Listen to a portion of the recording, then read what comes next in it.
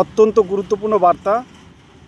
Under adjudication থেকে যারা delete হয়েছেন এবং ট্রাইব্যুনালে আবেদনের জন্য এসডিও এবং ডিএম অফিসে ঘোরাঘুরি করছেন, ওনাদের উদ্দেশ্যে খুব গুরুত্বপূর্ণ বার্তা এলো জন্যেই এই রাতে একটা কাজে বেরিয়েছিলাম, তার মাঝখানেও আপনাদের আমি আপডেট দেওয়ার জন্য দাঁড়ালাম।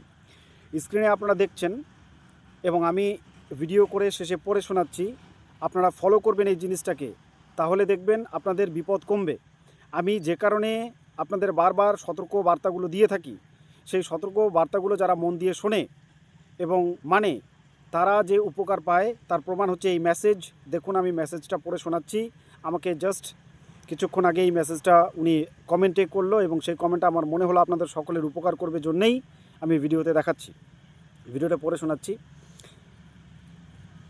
এসডিও এবং ডিএম অফিসে যারা আবেদন করবেন, আমি বলেছিলাম যে ওখানে শুধু একটা ড্রপ বক্স রাখা ছিল। আপনারা দয়া করে ড্রপ বক্সে ডকুমেন্ট ফেলে চলে আসবেন না। আধিকারিকরা এবার আজকে ব্যবস্থা করেছে, আপনারা যখন ওখানে ড্রপ বক্সে আবেদনপত্রটা জমা দিচ্ছেন, তার এগেনস্টে আপনাকে একটা অ্যাকনোলেজমেন্ট অথবা রিসিভ কপি দিচ্ছে, যেটা গতকাল অবধি দিচ্ছিল না। জন্য আমি বলেছিলাম ধৈর্য ধরুন, সবুরে মেওয়া ফলে, ধৈর্যের ফল মিঠা হয়। আপনারা অনেকবার শুনেছেন, আরও ধৈর্য ধরুন, সময় রয়েছে। প্রক্রিয়া যখন শুরু হয়েছে, অফলাইনেই করুন। অফলাইনে আপনি সমস্ত ডকুমেন্ট জমা দিতে পারছেন, অনলাইনে ডকুমেন্ট আপলোড কিন্তু করতে পারছেন না। আর যদি পেরে থাকেন তাহলে অনলাইনে করুন। যারা জানতে চাইছেন অফলাইন এবং অনলাইন দুটোই করবো নাকি করবেন না, এটা প্রসিডিওর নয়। যে কোনো এক মোডে আপনি আবেদন করুন।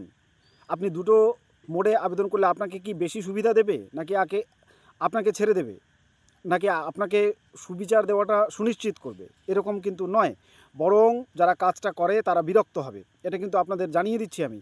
দেখুন, আপনি একটা কথা জানার জন্য আমার ফোনে যদি 3বার 4বার ফোন করেন, আমি যদি উত্তর দিয়ে থাকি, আবার যদি ফোন করেন, আমি বিরক্ত হব নাকি খুশি হব বলুন তো? আশা করি বোঝাতে পেরেছি।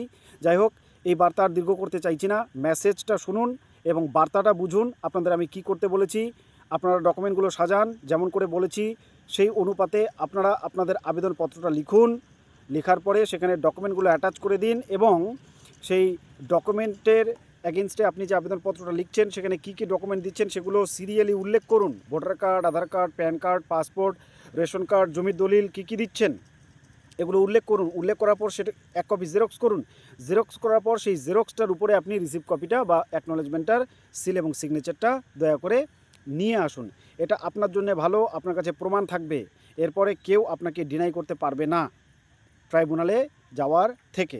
এ কারণেই বলেছিলাম ধৈর্য ধরতে। এবার মেসেজটা দেখুন, স্ক্রিনে দেখতে পাচ্ছেন সেই কমেন্ট, যেই কমেন্টটা ভালো করে বুঝলে আপনাদের সবার উপকার হবে। দেখুন উনি কী লিখেছেন, আমি স্ক্রিনশট করে আপনাদের দেখাচ্ছি। যেহেতু পার্সোনাল ইনফরমেশন, এ কারণে নামটা আমি একটু লাল কালি দিয়ে মুছে দেওয়ার চেষ্টা করেছি।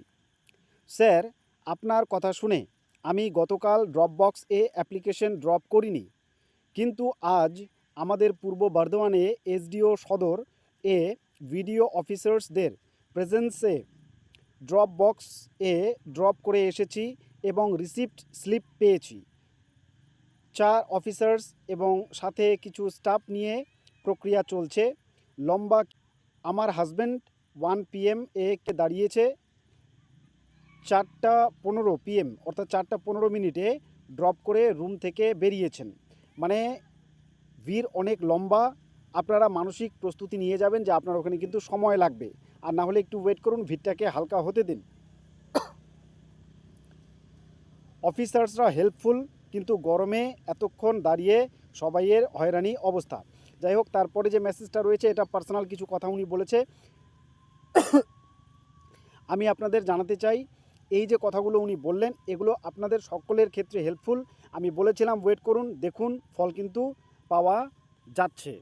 তবে এই প্রসঙ্গে একটা কথা বলে দিতে চাই, সমস্ত জেলায় সমস্ত এসডিও বা ডিএম অফিসে হয়তো এখনও এই প্রক্রিয়া চালু হয়নি। যদি চালু না হয় তাহলে আপনি শুধু ড্রপ বক্সে আপনার আবেদনপত্রটি ড্রপ করে চলে আসবেন না। আরও ধৈর্য ধরুন এবং ওখানে দাঁড়িয়ে দাবি তুলুন, আমাকে রিসিপ্ট দিতে হবে। এটা আপনার অধিকার, এটা আপনার অধিকার। রিসিপ্ট পাওয়াটা আপনার অধিকার। যতক্ষণ রিসিপ্ট পাচ্ছেন না বা অ্যাকনোলেজমেন্ট পাচ্ছেন না, ততক্ষণ আপনি কিন্তু শুধুমাত্র ড্রপ বক্সে ফেলে দিয়ে চলে আসবেন না। এবং অনলাইন প্রক্রিয়ায় যদি ডকুমেন্ট আপলোড করতে পারেন, আমি আবারও ঘোষণা করছি, তাহলেই অনলাইনে আবেদন করুন। অন্যথায় অফলাইনে যেহেতু চালু হয়েছে অফলাইনেই প্রেফার করুন। ধন্যবাদ। ভিডিওটিকে শেয়ার করুন। আমি সাধারণত বলি না, ভিডিওটিকে শেয়ার করুন, সবাই যেন এই বার্তাটি পেয়ে যায়, কারণ লক্ষাধিক মানুষ ডিলিটেড রয়েছেন, ওনাদের সকলের কাছে এই বার্তা পৌঁছে দেওয়া জরুরি। তাই অনুরোধ করছি, ভিডিওটি আপনার সোশ্যাল মিডিয়া হ্যান্ডেলে শেয়ার করুন এবং সবাইকে বলুন চ্যানেলটার সঙ্গে জুড়ে থাকতে, যেন আমরা আন্ডার অ্যাডজুডিকেশন থেকে যারা ডিলিটেড ওনারা বিচার আদায় করে নিয়ে আসতে পারি ট্রাইব্যুনাল থেকে, কিংবা তারপরেও যদি কোনো প্রক্রিয়া থাকে সেটাতে। সবাই মিলে সম্মিলিতভাবে প্রচেষ্টা চালালে সফল আমরা হবই। ধন্যবাদ।